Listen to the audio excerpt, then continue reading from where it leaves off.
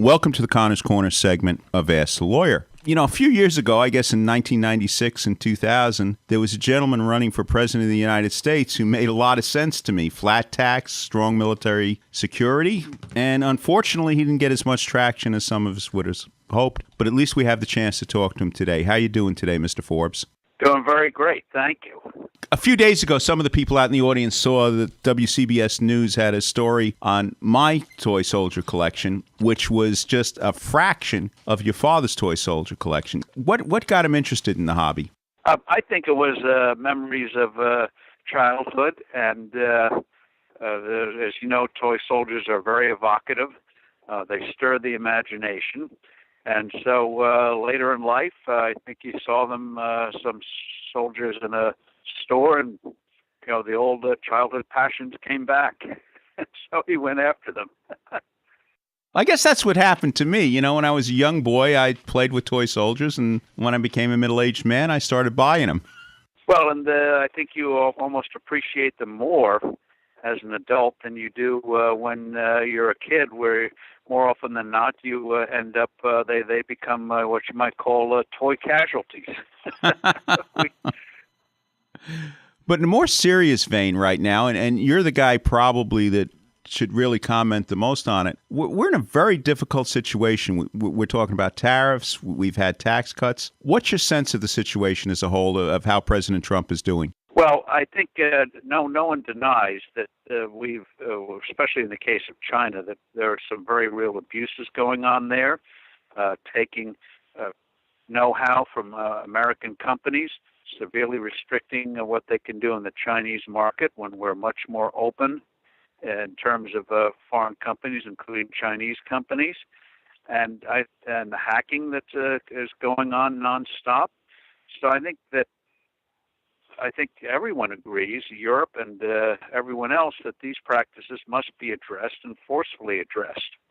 I would have thought that there are other ways to do it, such as aligning with the Europeans and presenting proposals to the Chinese that we're going to take action together if these abuses are not dealt with. I would have thought that would have been that certainly would have been my approach. But the Europeans did not react the way they did on the steel tariffs, the way they did to the Chinese tariffs, because I think everyone recognizes, with the case of China, measures have to be taken. And I just hope in the future we work with our allies on this. I think that'll have an even greater impact on getting China to desist, or at least start pulling back on some of these gross abuses. So what's your general opinion of tariffs? Is it the right way to go, given the situation?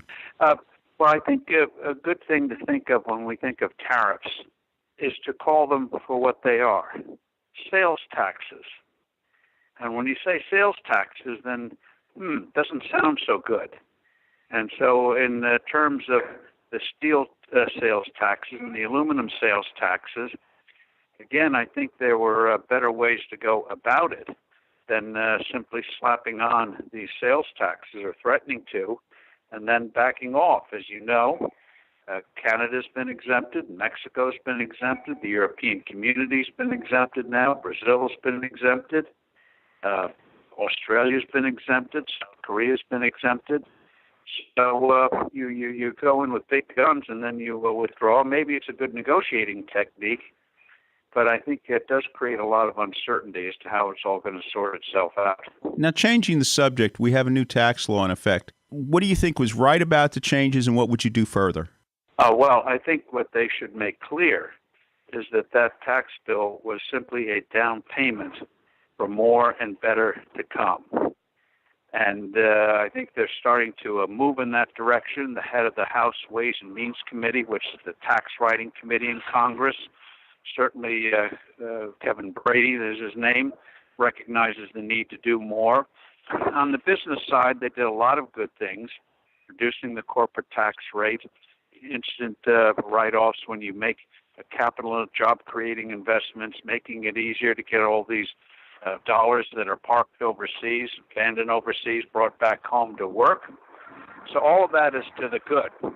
But I wish they had made it simpler on the what they call pass-throughs. That is partnerships, LLCs, and the like. Make it easier to understand what the law says. So I hope they clean that up. But it's on the personal side where we need real work. They did some good things there, doubling the exemptions. That's good.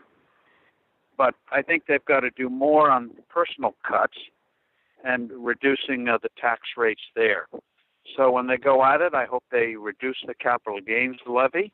That always brings in instant money right away, as well as encouraging investment, which we want more of. And on the personal side, make sure we cut those rates and also make sure everyone gets a reduction in their taxes.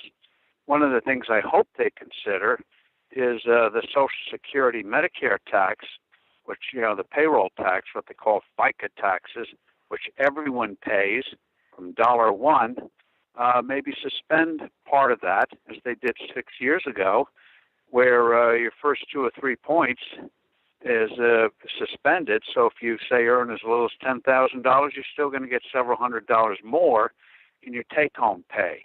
So I hope they consider things like that, make sure everyone is included, and make sure they increase those investment incentives. Now, a lot of us out here thought or think that the flat tax is a great idea, but do you think it's ever going to be a possibility within our lifetimes? The answer is yes. It's going to depend on first candidates taking up the issue. In 2016, we had 2 take it up, Rand Paul and Ted Cruz, but they never really made it the forefront of their approach to winning the presidency. So it got buried in their campaigns, and when they talked about it, it was kind of late, so it never got the attention that it should have had. Donald Trump, by the way, has told me he likes the idea, and maybe after this tax bill, which he signed last December, maybe in the future they can take up something radical like that. So I don't rule it out. 40 countries and jurisdictions around the world have already done it, so we know it works. It's worked very well. So I hope that either this president or the next president understands this is a winning issue that cuts across all age groups, ethnic groups, political groups. Everyone knows the current system is a monstrosity and an atrocity. I agree with you that most people would agree it's a monstrosity, but at the same time, how do you get around the argument? Well, you're giving such big breaks to the rich, and that's a tough political climate. In this political climate, it's a tough argument to sell. Well, you make sure that everyone gets a tax cut with the flat tax, which I proposed 20 years ago.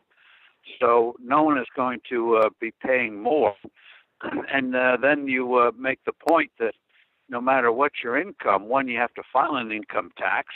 You're paying fees on that. And this way you get much more exempt. You cut a lot of people off the tax rolls. For example, under my proposal, a family of 4 making $52,800 a year in salary would pay no federal income tax, and above that, only 17 cents on the dollar. So you give people tax breaks. Everyone would like the idea of simplicity, where you could do it in a few minutes on a postcard or a piece of paper or a few keystrokes on your computer, and that's how you get around it. Now, one of the other objections, as you know, is, we'll lose this deduction or that deduction, and even though you can show people that they're going to come out better with a flat tax, you have to get around that innate distrust that people have these days, is give people a choice. They can go with the new system, or if they want, for a period of time, they can stay with the old. See for yourself which one is better. I think that's the way to sell it. But what happens to all those government bureaucrats who may be out of work? Well, even though I'm a conservative, I would support job retraining for IRS agents, tax lawyers, and the like, and lobbyists. Remember, half the lobbying in Washington revolves around the tax code. So we'll retrain them for useful work, like Uber drivers. That's not a bad idea, but Uber drivers going out the window now anyway. Everything's going to be self-driven in a few years. I'm not so sure it's going to be self-driven as soon as they think. There'll be some of it in certain areas, but as we saw in that horrible accident a few days ago, there's a lot of work to be done before we can sit back and let them take over. Now, where does the public learn more? Obviously, Forbes magazine, but where does the public learn more about your ideas about the economy and taxes and so forth? Well, I have several books out on Amazon and elsewhere on the flat tax called Flat Tax Revolution. I discuss this and other ideas to get our economy really booming in a book called Reviving America, which talks about the flat tax and other things. So the information is out there, and I hope more people get involved with it, because Ronald Reagan was right. He said the way you change minds on Capitol Hill is not through sweet reason, but through the heat of public opinion. So we got to turn up the heat. Very good. Steve Forbes, thank you for being on Connors Corner. And thank you, and good luck with your growing army of soldiers. It will be growing, yes. Thank you.